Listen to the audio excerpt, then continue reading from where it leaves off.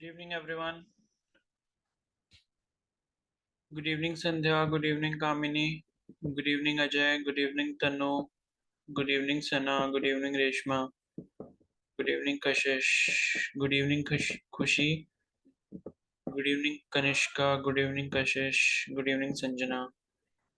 Good evening, Shivani. Good evening, Sakshi. Good evening, Shivani. Good evening, Astha. Good evening, Vaishnavi. Good evening, Krishna. Good evening, Divya. Good evening, Madhu.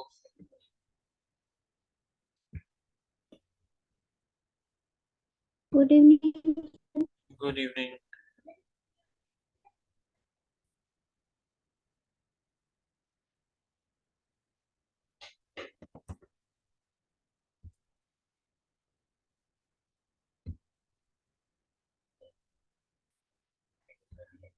Vaishnavi कहाँ थे आप? Class क्यों नहीं आ रहे थे?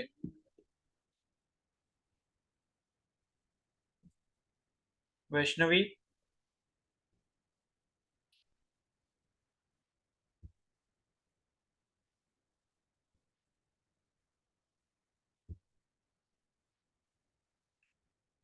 क्यों नहीं आ रहे थे क्लास? भाई तुम लोगों को बीच में मेरे को टॉनिक क्यों देना पड़ता है ये बताओ। रेगुलर क्यों नहीं आते हो?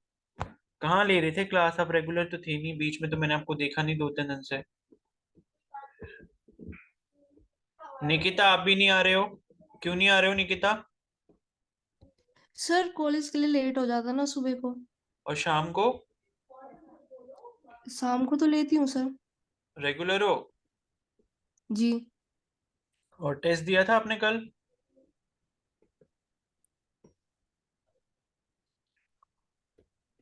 No sir. ठीक है, फिजिक्स वाला देना अभी टेस्ट। ठीक है, फिजिक्स का टेस्ट संडे को है, मैं बता चुका हूँ शायद सभी को। जी सर। हाँ ठीक है, ओके चलो। अब भाई ऐसी रेगुलर रहा करो और कोशिश करा करो कि सुबह की क्लास ले लो। और सुबह की अगर नहीं ले रहे हो तो प्लीज रिकॉर्डिंग देख लिया करो और टेस्ट भी दो सभी लोग, ठीक है? संडे के लिए प्रिपेयर करके रखना, सुबह 9 बजे टेस्ट होगा। और कल जो है आपकी कोई भी क्लास नहीं होगी। एंड संडे को भी नहीं हो पाएगी। नहीं, कल संडे ही है ना? कल क्या है? कल सैटरडे है ना? कल सैटरडे को भी क्लास नहीं होगी, परसों संडे को भी क्लास नहीं होगी, ठीक है? परसों संडे सुबह 9 बजे आपका टेस्ट होगा फिजिक्स का। 9 बजे सुबह। प्रॉब्लम तो नहीं है किसी को संडे को टेस्ट देने में? बोलो। No sir. Sir. No sir. तो संडे को मॉर्निंग में आई होप कि किसी को प्रॉब्लम नहीं होगी क्योंकि अगर एग्जाम वगैरह भी है तो वो आपका संडे को तो होता नहीं है, ठीक है? तो सभी लोग प्लीज टेस्ट दे देना। रोटेशनल मोशन मैंने आपको चैप्टर दे रखा है, तो रिवाइज कर लेना, ठीक है? आज का दिन है, कल का दिन है।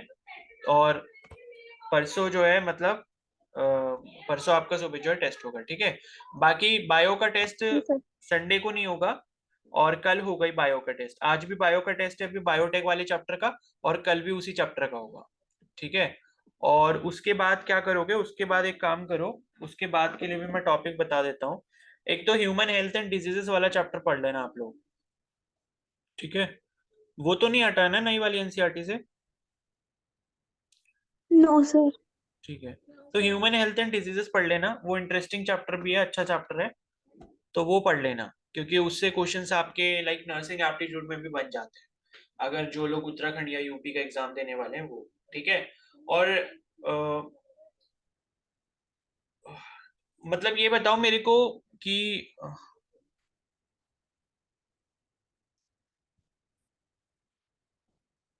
यहाँ पे जनरल कैटेगरी वाला कौन कौन है? जनरल कैटेगरी वाला जिसने अपने ईडब्ल्यूएस नहीं बनाया है, या उसको पता नहीं है कि मेरे को मैं ईडब्ल्यूएस में आता हूँ या नहीं आता हूँ? सर मैं। तो सर भाई मैं। देखो, ऐसा है, जो लोग जनरल कैटेगरी से बिलोंग करते हैं तो वो लोग अपना पता करके रखो कि आप लोग ईडब्ल्यूएस का सर्टिफिकेट बना सकते हो नहीं बना सकते हो। वो बहुत इंपॉर्टेंट चीज है, ठीक है? तो अभी तो आपको नहीं बनाना है ईडब्ल्यूएस का सर्टिफिकेट। ईडब्ल्यूएस का सर्टिफिकेट आपको बनाना है 1 अप्रैल के बाद। लेकिन फिर भी अभी जो है आप अपना तहसील वगैरह में पता करके रखो कि उसके लिए क्या क्या डॉक्यूमेंट्स चाहिए होंगे। और आप एलिजिबल हो या नहीं हो, क्योंकि उसके लिए इनकम क्राइटेरिया वगैरह वो सब चीजें देखी जाती हैं। तो आप ये सारी जो भी अरेंजमेंट्स है वो आप अभी से करके देखो कि क्या क्या डॉक्यूमेंट्स आपको चाहिए होंगे, फुलफिल करने होंगे, सो दैट कि 1 अप्रैल के बाद जो आप अप्लाई कर पाओ, एंड उसके बाद फिर वो 1 हफ्ते या 10 दिन के अंदर मिल जाता है। ठीक है। तो 1 अप्रैल के बाद आपको इसलिए बनाना है क्योंकि अगर आप एम्स के लिए अप्लाई करोगे तो वो 1 अप्रैल के बाद वाला ही लगेगा। और नीट में भी अगर मान लो नीट का फॉर्म जैसे आने वाला है, तो नीट के फॉर्म में तो आप डिक्लेरेशन भर देना जो भी ईडब्ल्यूएस से अप्लाई करेंगे। तो अभी आपको पता इसलिए कर लेना है सो देट कि आप कंफर्म हो जाओ कि मेरा सर्टिफिकेट बन भी पाएगा या नहीं बन पाएगा। क्योंकि फॉर्म में जब आप कैटेगरी फिल करोगे तो वो कैटेगरी आपको उसी के अकॉर्डिंग फिल करनी होगी। अगर आपको लगता है कि हाँ मेरा ईडब्ल्यूएस बन जाएगा तभी आप ईडब्ल्यूएस फिल करना। ठीक है। तो जो भी जनरल कैटेगरी से बिलोंग करते हैं तो अपने मतलब जो भी नियर बाय तहसील है या डीएम का ऑफिस जो भी होता है, वहां जाके आप लोग प्लीज पता कर लो कि मेरा जो है बन पाएगा नहीं बन पाएगा। क्योंकि जो मतलब मेरे को जहां तक पता है कि जो उसका मिनिमम क्राइटेरिया है वो ये है कि आपकी जो एनुअल इनकम है पेरेंट्स की वो 8 लाख से ज्यादा नहीं होनी चाहिए। और उसका प्रॉपर्टी वगैरह का भी कुछ है कि 1,000 स्क्वायर फीट से ज्यादा आपका वो नहीं होना चाहिए रेजिडेंशियल प्रॉपर्टी। और खेत वगैरह अगर किसी के खेत वगैरह है, फार्म लैंड है, तो उसका कुछ अलग क्राइटेरिया होता है। तो इतना मेरे को एग्जैक्टली नहीं पता, बट मैंने आपको थोड़ा थोड़ा हिंट दे दिया है। तो आप जो भी जनरल कैटेगरी में वो प्लीज पता कर लेना। क्योंकि अगर आपका ईडब्ल्यूएस बन जाता है तो उससे आपको बहुत ज्यादा एडवांटेज मिलेगा। और कुछ लोगों के मन में ये डाउट होता है कि हम जनरल कैटेगरी मतलब जिसका बना है उसकी अच्छी मतलब उसके लिए अच्छी बात है, लेकिन उनको फिर से रिन्यू करवाना पड़ेगा 1 अप्रैल के बाद। क्योंकि अगर आप एम्स के लिए अप्लाई करने वाले हो तो एम्स में आपका 1 अप्रैल के बाद वाली ही इशू डेट का सर्टिफिकेट चलेगा। ठीक है। उस पर मैंने वीडियो भी अपलोड करी थी, शायद आपने देखी भी होगी। और वो भी सेंट्रल वाले फॉर्मेट पे बनवाना है आपने। ठीक है।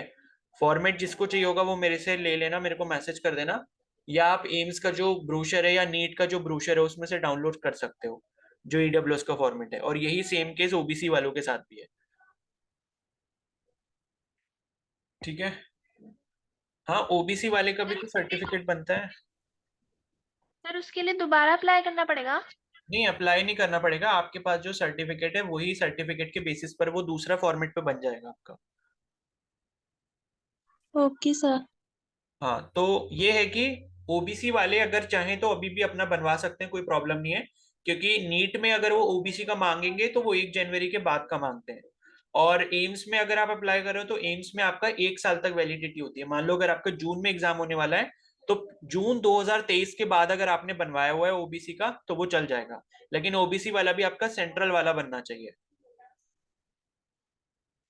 जो ड्रॉप वाला बनता है, अरे वो जो ड्रॉप का वो जो सर्टिफिकेट कह रहे हो ना, गैप सर्टिफिकेट, अरे वो सब तो एडमिशन के टाइम पे होता है, वो नहीं चाहिए होता।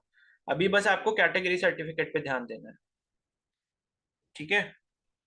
तो जो भी जनरल कैटेगरी के कैंडिडेट्स हैं वो तहसील में जाके जल्दी से जल्दी अपना पता करके रखें कि ईडब्ल्यूएस का हमारा बन पाएगा नहीं बन पाएगा। और उनको ये बोलना है कि हमें सेंट्रल वाला चाहिए। ठीक है, सेंट्रल वाले फॉर्मेट पे चाहिए। क्योंकि जो आपके जितने भी नेशनल लेवल के इंस्टीट्यूट्स हैं जैसे कि एम्स हो गया, पीजे वगैरह जो हो गया, चंडीगढ़ हो गया, ठीक है, या नीट हो गया, तो इन सब में आपका सेंट्रल वाला ही चलता है।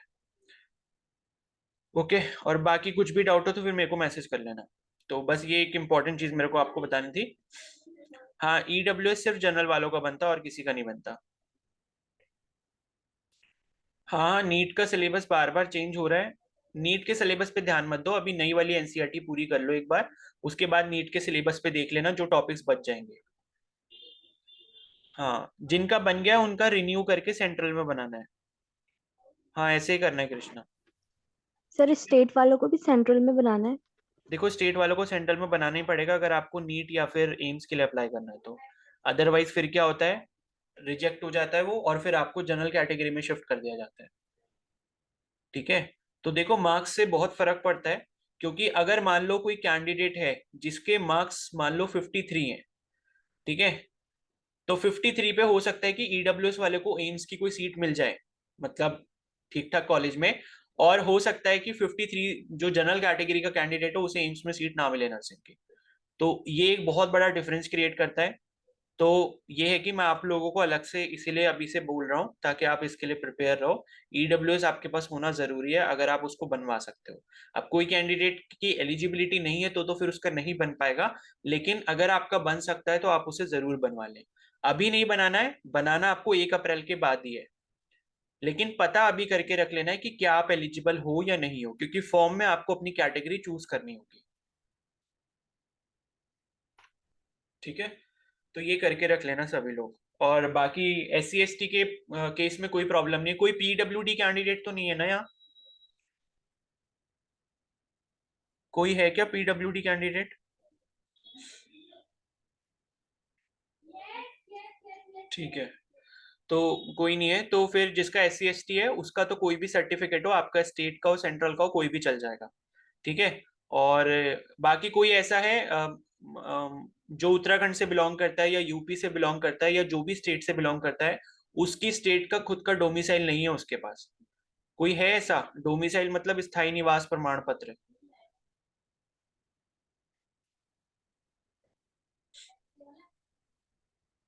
सना, आपका नहीं बनाया क्या?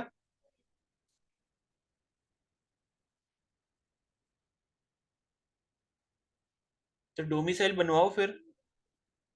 डोमिसाइल की डेट से कोई फर्क नहीं पड़ता।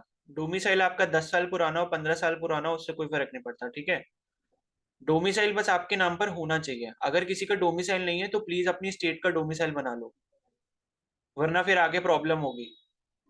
ठीक है, तो डोमिसाइल भी अगर किसी का नहीं है, जिसे आप स्थायी निवास प्रमाण पत्र कहते हो, वो आप बना लीजिए। ठीक है, अगर आप उत्तराखंड से बिलोंग करते तो उत्तराखंड स्टेट का बनेगा, अगर आप यूपी से बिलोंग करते तो यूपी का बनेगा, अगर कोई दिल्ली से है तो दिल्ली में बनेगा। तो आप अपने अकॉर्डिंग देख लेना। अपनी स्टेट का डोमिसाइल अगर किसी के पास नहीं है तो वो आप बना लो, और डोमिसाइल बनने के बाद ही फिर आप कैटेगरी सर्टिफिकेट के लिए भी अप्लाई कर सकते हो। ठीक है। और कोई ऐसा कैंडिडेट है यहाँ पर जिसने अपनी स्कूलिंग 10th और 12th किसी और स्टेट से की है, लेकिन उसका जो डोमिसाइल है वो किसी और स्टेट का है? मान लो कोई उत्तराखंड से बिलोंग करता है, उसका डोमिसाइल उत्तराखंड का है, लेकिन स्कूलिंग उसने दिल्ली से की है या यूपी से की है 10th और 12th। है कोई ऐसा? 10th और 12th की बात कर रहे हो, दोनों आपने सेम स्टेट से की हो लेकिन डोमिसाइल आपका अलग हो। ऐसा कौन कौन है? तो कनिष्का, आपने कहाँ से की है स्कूलिंग और डोमिसाइल कहाँ ये का है? दिल्ली। अच्छा, स्कूलिंग दिल्ली से की और उत्तराखंड का है सर डोमिसाइल। ठीक है, तो अच्छी बात है। सर यहाँ पर देखो बेनिफिट ये होता है कि अगर आप 10th और 12th आपने किसी और स्टेट से किया और डोमिसाइल आपका दूसरी स्टेट का है, तो जिस स्टेट का डोमिसाइल है आप वहां से भी एंट्रेंस एग्जाम के लिए अप्लाई कर सकते हो, आपको स्टेट कोटा वहां का भी मिलेगा। और 10th और 12th जहां से आपने किया है वहां का भी स्टेट कोटा आपको मिलेगा। क्योंकि स्टेट कोटा मिलने के लिए दो कंडीशंस होती हैं, या तो आपके पास डोमिसाइल हो या फिर आपने अपना 10th और 12th उस स्टेट से किया हो। ठीक है, तो जिसकी भी ऐसी कंडीशन है वो दोनों ही स्टेट के फॉर्म्स भरेगा। मेरा सर मेरा 10th यूपी का है एंड 12th यहाँ का है उत्तराखंड का। नहीं, तो फिर ऐसे केस में कुछ नहीं हो पाएगा। 10th और 12th एक ही स्टेट का होना चाहिए। अगर आपका 10th और 12th मान लो यूपी का होता और उत्तराखंड का डोमिसाइल होता, तो आप यूपी और उत्तराखंड दोनों के लिए एलिजिबल होते। ठीक है। अभी जहाँ का डोमिसाइल है फिर वहीं का भर सकते हैं। हाँ, अभी आप सिर्फ उत्तराखंड का ही भर सकते हो फिर। अगर आपका 12th भी ओके सर। यूपी से होता तो फिर आप जो है यूपी का भी भर लेते, और यूपी में अगर आपकी मेरिट अच्छी होती तो आपको वहां पर भी गवर्नमेंट कॉलेज मिल जाता। ठीक है, तो बाकी और भी कुछ डाउट हो इसके रिगार्डिंग तो मेरे को मैसेज कर लेना। अच्छा शिवानी, आपका 10th और 12th हिमाचल का हुआ है, और आप उत्तराखंड से ही हो ना? डोमिसाइल उत्तराखंड का आपका? हाँ ठीक है। तो देखो हिमाचल में एक यूनिवर्सिटी है ना, AMRU करके, अटल मेडिकल रिसर्च यूनिवर्सिटी। इसके जब एप्लीकेशन फॉर्म आएंगे तो आप इसे भी फिल कर सकते हो गवर्नमेंट सीट के लिए, और उत्तराखंड में जो फॉर्म आएंगे उसके लिए भी आप एलिजिबल हो। जो यूपी के हैं वो अदर स्टेट का एग्जाम नहीं दे तो कोई भी सकता है भाई, लेकिन कोई फायदा नहीं है। ठीक है, दिल्ली की कौन सी यूनिवर्सिटी बता दूं किस चीज के लिए? BSc nursing? भाई दिल्ली में यार कोई अच्छे कॉलेज है नहीं, मैं सच बताऊं नर्सिंग के लिए। मतलब सर एम्स है कोई एक और तो। नहीं है? क्या चीज? दिल्ली में कोई ऑल इंडिया वाला नहीं है? ऑल इंडिया वाला है तो ये आपके क्या बोलते हैं, एक RML दिल्ली में भी है क्या?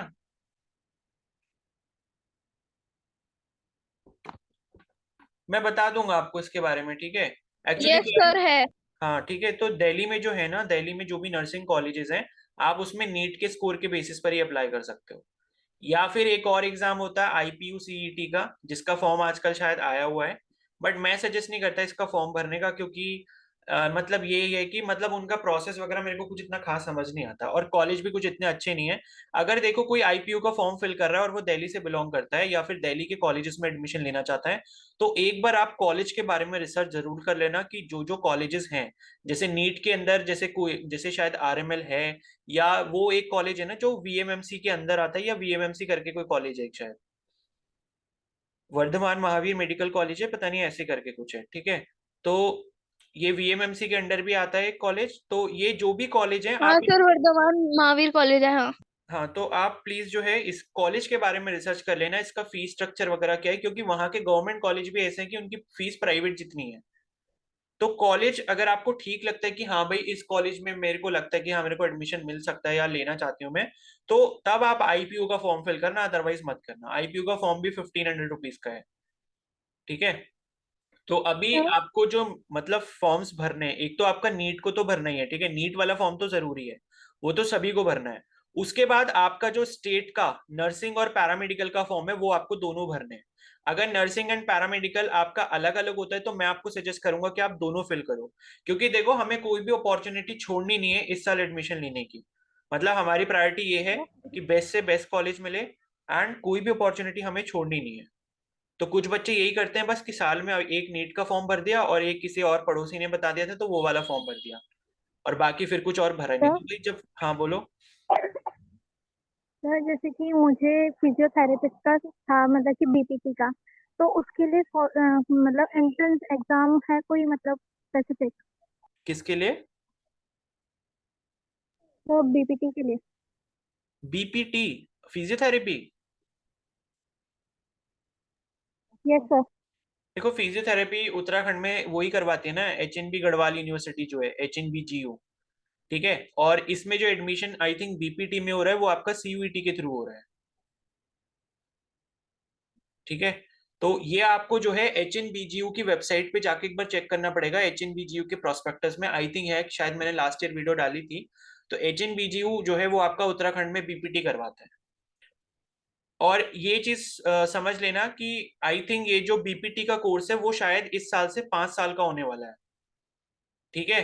तो ये बात भी थोड़ी सी ध्यान रखना, मतलब मैंने ऐसा सुना है किसी से, एक कैंडिडेट है वो बीपीटी कर रही है, तो उसने मेरे को बताया कि अब जो है 5 साल का कोर्स हो गया है। तो अगर ये बात आपको नहीं पता तो ये भी एक बार चेक कर लेना ये चीज कंफर्म है कि नहीं है। छत्तीसगढ़ में पैरामेडिकल का एंट्रेंस, हाँ छत्तीसगढ़ में मेरे को इतनी इन्फॉर्मेशन नहीं है। छत्तीसगढ़ का जो स्टेट का होगा वो आप देना जरूर, ठीक है, जो भी यूनिवर्सिटी है। राजस्थान का दे सकते हैं, हाँ राजस्थान का दे सकते हैं सभी लोग, ठीक है। राजस्थान में 15% जो सीटें हैं वो ऑल इंडिया के लिए हैं। उत्तराखंड में कोई नीट से कॉलेज नहीं है बीएससी नर्सिंग के लिए, ठीक है। तो एक तो नीट का आपको फॉर्म यहाँ पर फिल करना है, और एक आपके जो स्टेट का जो गवर्नमेंट यूनिवर्सिटी होती है, स्टेट का जो नर्सिंग और पैरामेडिकल करवाता है वो करना है। जैसे उत्तराखंड में और यूपी की मैं बात करूं तो नर्सिंग और पैरामेडिकल दोनों के एंट्रेंस एग्जाम अलग अलग होते हैं। तो आपको जो है नर्सिंग का भी भरना है और पैरामेडिकल का भी भरना है, ठीक है। और अगर कोई एक और बैकअप ऑप्शन रखना चाहता है तो भाई जीएनएम का भी फॉर्म फिल कर लेना। मैं सजेस्ट इसलिए करूंगा बिकॉज अगर आप नर्सिंग फील्ड में जा रहे हो तो ये अपॉर्चुनिटी भी आपसे मिस नहीं होनी चाहिए। भले ही जीएनएम का सिलेबस अलग है, बट हाँ आप एक बैकअप में ले सकते हो, ठीक है। बैकअप इसलिए ले सकते हो बिकॉज इसमें like general maths Hindi English यही सब आते हैं, तो जितना भी अटेम्प्ट होगा आप कर लेना।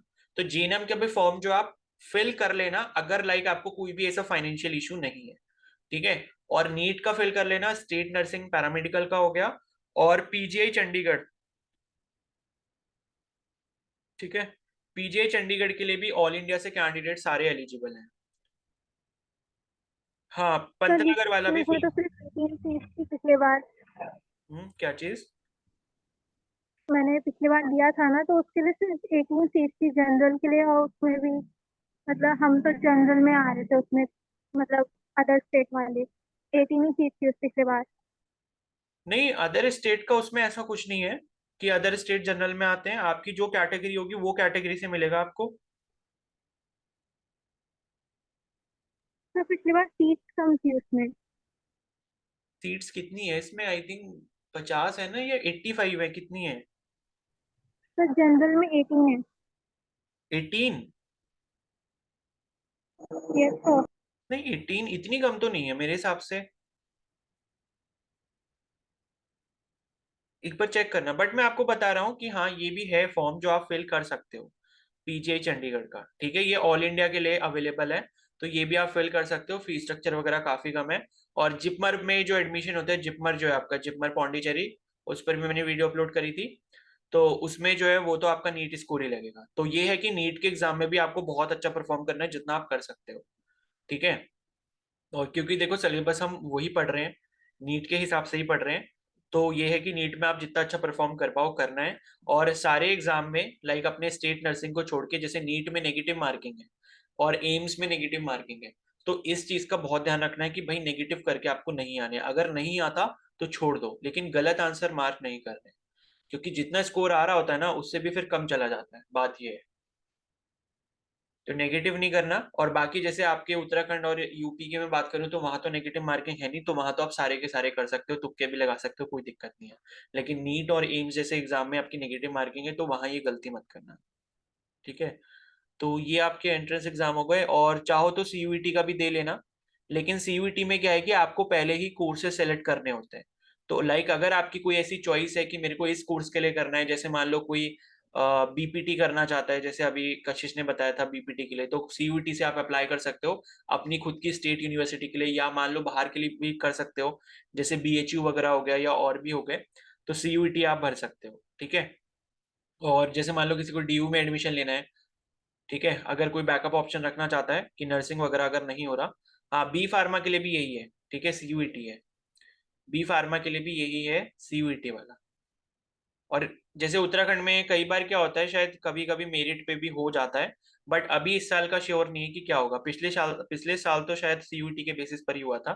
अब इस साल नहीं, पिछले साल सीयूईटी पर नहीं हुआ था। जो आई थिंक गढ़वाल यूनिवर्सिटी का आया था, उसमें तो शायद डायरेक्ट एडमिशन था मेरिट बेसिस पर। ठीक है, लेकिन देखो मैं बताऊं, बी फार्मा और मैं सब इतने कुछ खास कोर्स है नहीं, बस ये खाली इज्जत बचाने के कोर्सेज है कि बी फार्मा कर लिया, और लेकिन इतना कुछ खास स्कोप है नहीं। या तो बहुत अच्छा रेपुटेड कोई कॉलेज हो, और जहां तक मेरे को पता है कि अपनी स्टेट की बात करो या यूपी वगैरह की बात करो, यूपी में अगर बीएचयू वगैरह में तो ठीक है, बाकी अपनी स्टेट की बात करो उत्तराखंड में, तो वहां तो इतना मेरे को लगता नहीं है कि कोई बहुत अच्छा कॉलेज है बी फार्मा वगैरह का।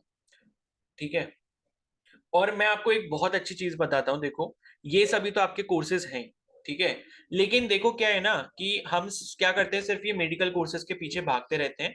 बट मैं आपको एक सजेस्ट करूंगा, लाइक अगर किसी का मन हो तो इस एडवाइस को फॉलो जरूर कर लेना, कि अगर लाइक मतलब आप ये सोचते हो कि भाई हम मेडिकल फील्ड से हैं तो हमें इसी में जाना है, तो ऐसी मतलब गलत फहमी मत पालो। ठीक है, अपने लिए एक बैकअप ऑप्शन अपना एचएम का भी रख सकते हो। एचएम मतलब होटल मैनेजमेंट। ठीक है, मतलब ये है कि लाइफ में आपको अगर कुछ अच्छा करना है, तो इन सब चीजों में अगर आप नहीं जा पा रहे हो या आपको चांस नहीं मिल पा रहा, आपकी किस्मत साथ नहीं दे रही, तो एचएम के लिए भाई आप जरूर अप्लाई कर लेना। ये भी एक काफी अच्छा स्ट्रीम है, तो ये सभी के लिए अवेलेबल है, चाहे कोई साइंस बैकग्राउंड से हो, कॉमर्स से हो, मैथ्स से हो, बायो से हो, तो ये तो सभी के लिए होता है। तो एचएम फील्ड में भी आप जा सकते हो। लाइक एचएम का भी एक ऑल इंडिया लेवल पे कॉमन एंट्रेंस एग्जाम होता है, इसे आई थिंक वो करवाता है एनसीएचएम जेडबलई करके एंट्रेंस एग्जाम होता है इसका। ठीक है, national catering and hotel management joint entrance examination.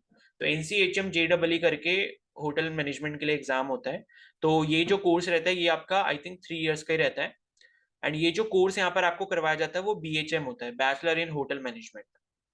ठीक है, तो ये कोर्स करके भी लाइक आप बहुत अच्छे आगे जा सकते हो। मतलब ये है कि आजकल की जनरेशन को ये सब चीजें पता नहीं है, बट ये है कि आप लोग इसमें भी जा सकते हो, और खासकर अगर कोई बॉय है तो वो इसमें जरूर ट्राई करे। और इसका जो सिलेबस होता है वही सब आता है, लाइक जनरल इंग्लिश आता है, और एप्टीट्यूड वगैरह होता है, मैथ्स वगैरह होता है थोड़ा बहुत, जो बेसिक बेसिक होता है क्लास 6 to 8 वाला। ठीक है, तो और रीजनिंग वगैरह होता है, तो इस टाइप के क्वेश्चन इस एग्जाम में आते हैं। तो इसको भी लाइक आप एक बैकअप ऑप्शन ले सकते हो कि अगर आपको मेडिकल फील्ड में कुछ इतना वो नहीं लगता कि कोई अच्छा कॉलेज नहीं मिल पाता, तो आप इसको भी एक बार प्रेफर कर सकते हो। ठीक है, तो इंडिया में लगभग जो है आई थिंक 25 to 30 के आसपास जो है आईएचएम होंगे। आईएचएम मतलब इंस्टीट्यूट ऑफ होटल मैनेजमेंट, जो कि प्योरली गवर्नमेंट है, एंड उनका जो सिलेक्शन होता है वो इसी एग्जाम के बेसिस पे होता है। एंड सबसे अच्छा जो है वो आपका IHM पूसा में है, इन न्यू दिल्ली। ये आई थिंक दिल्ली वालों को पता होगा, पूसा में जो IHM है, ये आपका इंडिया में रैंकिंग 1 पर आता है, रैंक 1 पे। ठीक है, तो लाइक ये भी आप कर सकते हो, मतलब ये आपको बता रहा हूँ, अगर आपको कोई फाइनेंशियल प्रॉब्लम ना हो तो ये भी आप जो है मतलब इस फॉर्म के लिए भी आप जरूर अप्लाई कर लेना। ठीक है,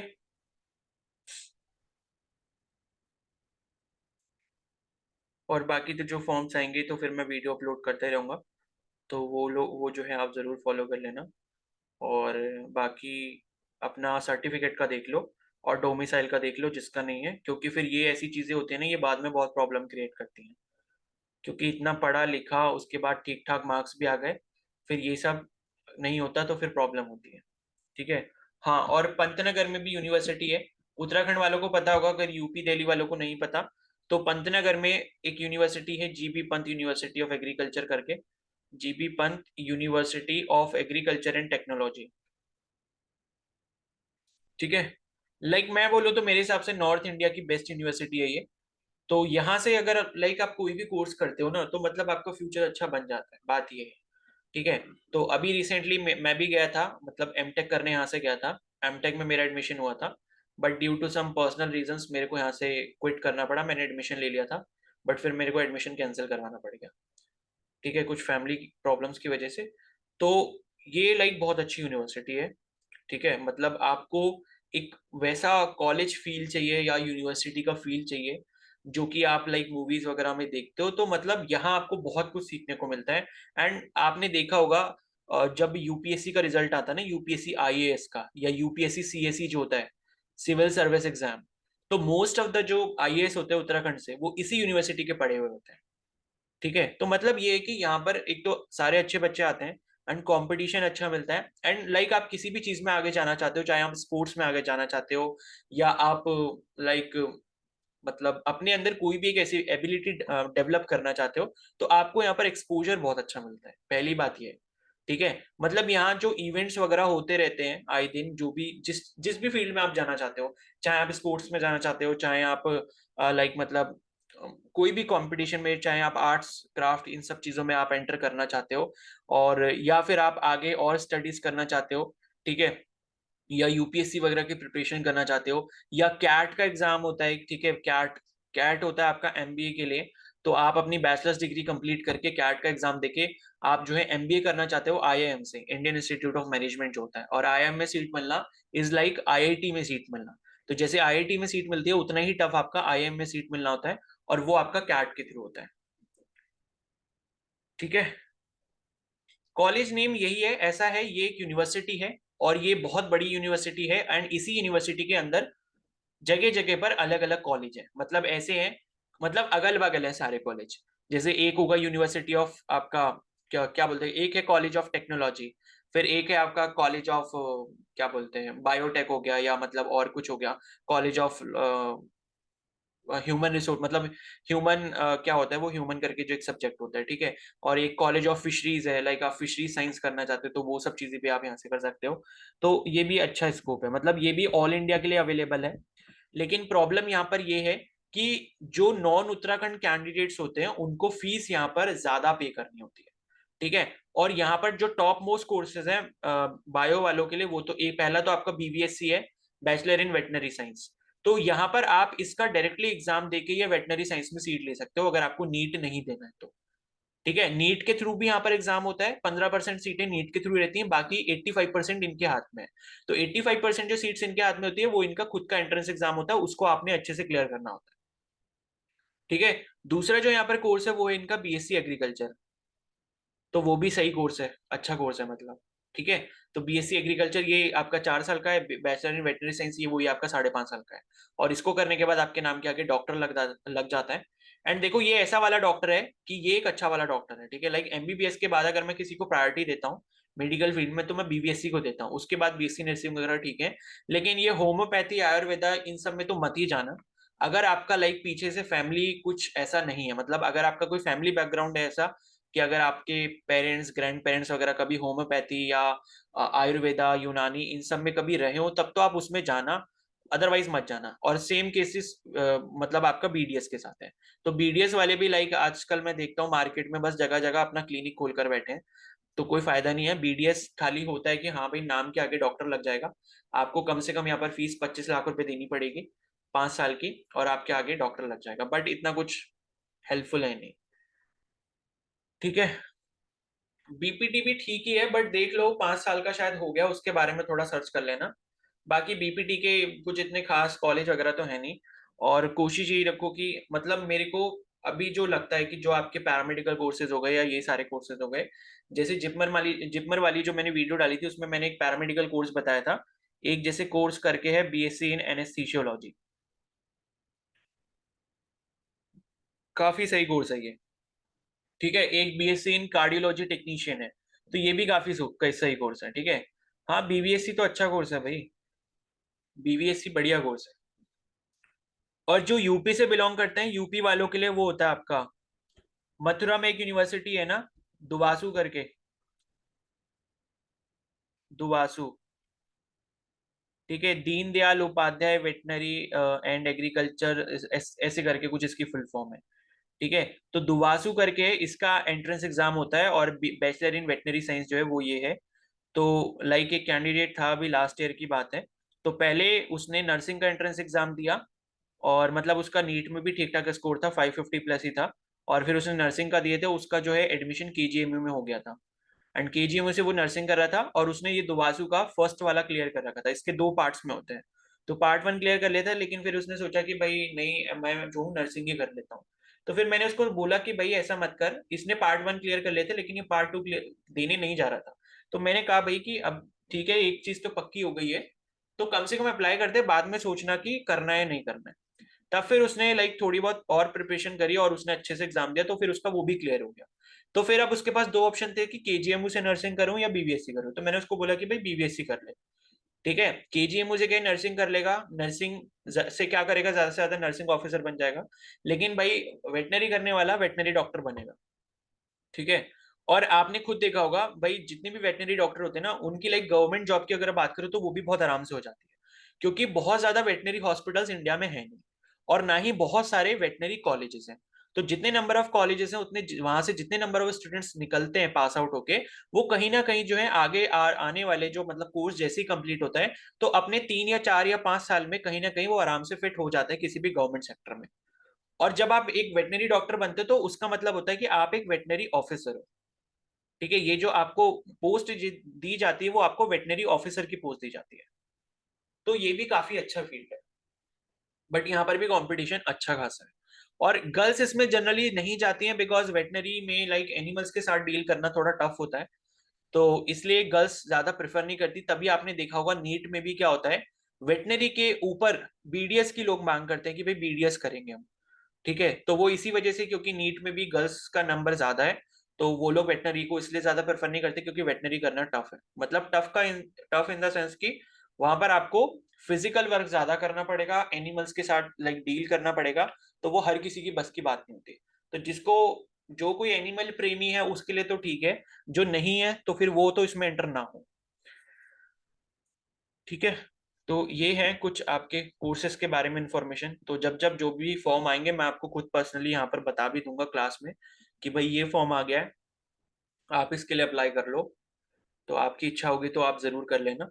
ठीक है,